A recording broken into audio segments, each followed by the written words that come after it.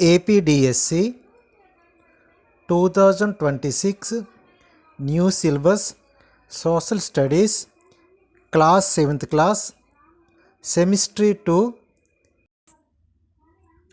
అక్బర్ కాలంలో మొఘల్ సామ్రాజ్యం. మొదట బాబర్ క్రీస్తు శకం 1526 నుండి 1530 వరకు మొఘల్ సామ్రాజ్య స్థాపకుడు బాబర్. అతడు యుద్ధ వ్యూహంలో రూపొందించడంలో గొప్ప మేధావి.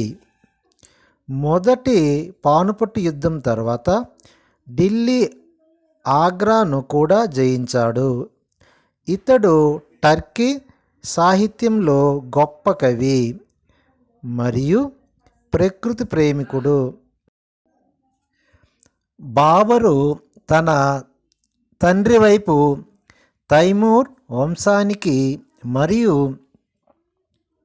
తల్లి వైపు జంగీజ్ ఖాన్ వంశానికి సంబంధించిన వాడు.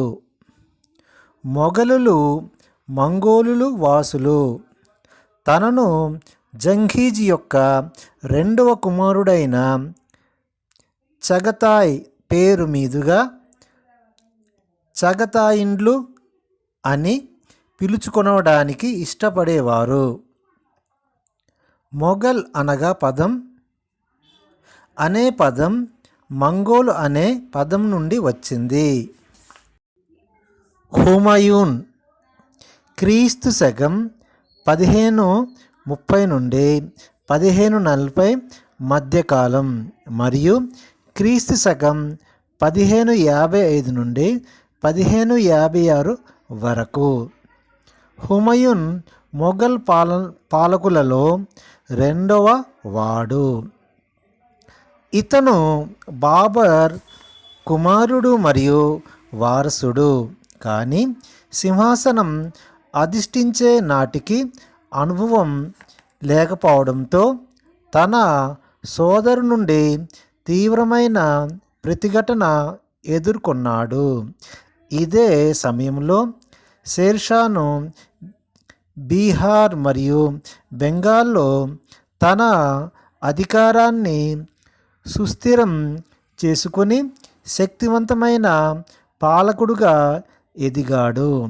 షేర్షా క్రీస్తు శకం 1539లో చౌసా యుద్ధంలో మరియు క్రీస్తు శకం 1540లో జరిగిన కనౌజ్ యుద్ధంలో హుమయూన్ను ఓడించి ఇరాన్ను తరిమివేశాడు.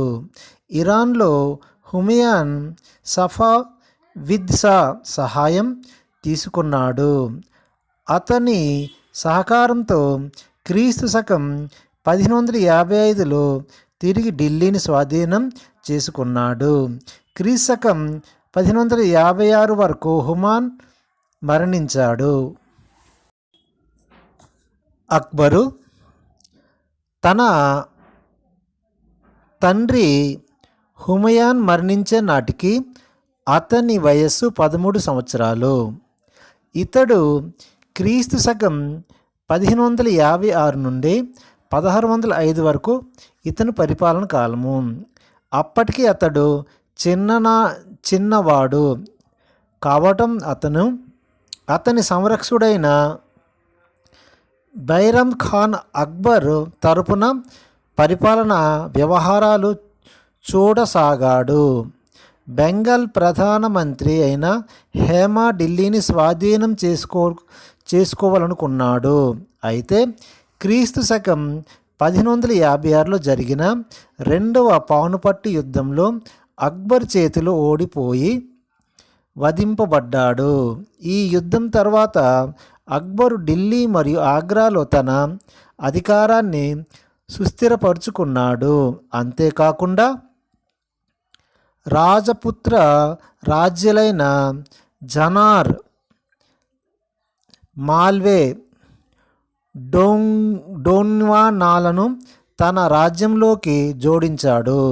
తర్వాత బికనీర్, జైసల్మీర్ జోధ్పూర్ను జయించాడు. నిజాయితీ మరియు ధైర్య సాహసాలు కలిగిన రాజపుత్ర రాజులతో మంచి సంబంధాలను కొనసాగించాడు. జైపూర్ యువరాణి అయిన జోధాబాయిని అక్బర్ వివాహం చేసుకున్నాడు. అక్బర్ రాజపుత్రులను ఉన్నత పదవుల్లో నియమించాడు. వారిని రాజమాన్ సింగ్, రాజతోడన్ మల్, రాజభగన్ వాన్ దామ్ వంటి వాని చెప్పదగినవాడు. మేవాడ్ పాలకుడు మహారాణా ప్రతాప్ తన జీవితకాలం అక్బర్ అధికారాన్ని అంగీకరించకుండా పోరాటం సాగించాడు. అక్బరు వారసుడు సలీం జహంగీర్. జహంగీర్ క్రీస్తు శకం 1605 నుండి 1627 సంవత్సరం మధ్యకాలం ప్రపంచ విజేత అనే బిరుదుతో సింహాసనాన్ని అధిష్ఠించాడు. అతడు తన తండ్రి ప్రవేశపెట్టిన సంప్రదాయాలను కొనసాగించాడు. రాజపుత్రులతో మంచి సంబంధాలు కొనసాగించడం తద్వారా తన సామ్రాజ్యాన్ని విస్తరించాడు.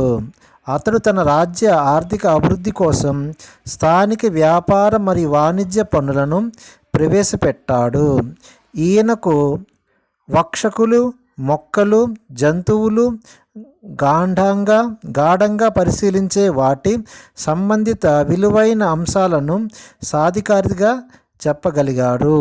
ప్రధానంగా ఈయనకు పక్షులంటే అమితమైన ప్రేమ. ఇతడు గొప్ప చిత్రకారుడు. తన పాలనా చివరి కాలంలో అనారోగ్యానికి గురవడం వలన తన భార్య నూర్జహాన్ పరిపాలన వ్యవహారాలను చూసుకునేది. షాజహాన్ జహంగీర్ కుమారుడు. షాజహాన్ క్రీస్తు శకం 1628 నుండి 1658 వరకు మధ్యకాలం నాటివాడు.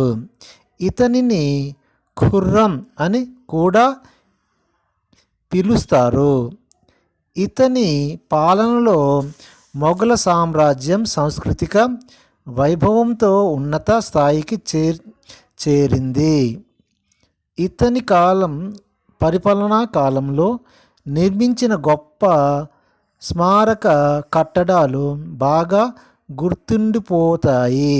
ముఖ్యంగా ఆగ్రాలోని తాజ్మహల్, ఢిల్లీలోని జామీ మసీద్, ముత్యాల మసీద్ మరియు ఎర్రకోట. అతని పాలనా కాలంలో దక్కన్ సామ్రాజ్యాలైన బీజాపూర్, గోల్కొండ, అహ్మదానగర్ అను జయించాడు. క్రీస్తు శకం 1658లో షాజహాన్ కుమారుల మధ్య వారసత్వంపై వివాదం ఏర్పడింది.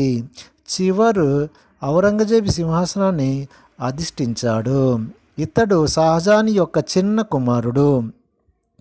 ముస్లిం మతాచారాలను పట్ల శ్రద్ధ భక్తులు కలిగి ఉండి ఖురాన్ బోధనను అనుగుణంగా తన జీవితాన్ని గడిపాడు. భారతదేశానికి చక్రవర్తి అయినప్పటికీ టోపీలు కుట్టడం ద్వారా సంబంధించిన డబ్బుతో ఆహారం మరియు దుస్తులతో సహా తన స్వంత ఖర్చులను భరించేవాడు. పరమత సహనం పాటించుకోవడం వలన అస్సాం, రాజస్థాన్, పంజాబ్, డెక్కన్ మొదలగు ప్రాంతాలలో పెద్ద సంఖ్యలో తిరుగుబాట్లు ఎదుర్కొన్నాడు. గురు తేజ్ బహదూర్, గురు గోవింద్ సింగ్ మరియు శివాజీ మొదలగు తిరుగుబాట్లు చేశారు. వీరిలో శివాజీ స్వతంత్ర మఠాఠా రాజ్యాన్ని స్థాపించుటలో విజయవంతం అయ్యాడు. శివాజీ మరణం తర్వాత ఔరంగజేబ్ దక్కన్పై దండెత్తి ఔరంగజేబ్ క్రీస్తు శకం 1685లో బీజాపూర్, క్రీస్తు శకం 1687లో గోల్కొండ జయించాడు. అతని మరణం తర్వాత అతని కొడుకులు మధ్య వారసత్వం పోరాటం జరిగింది.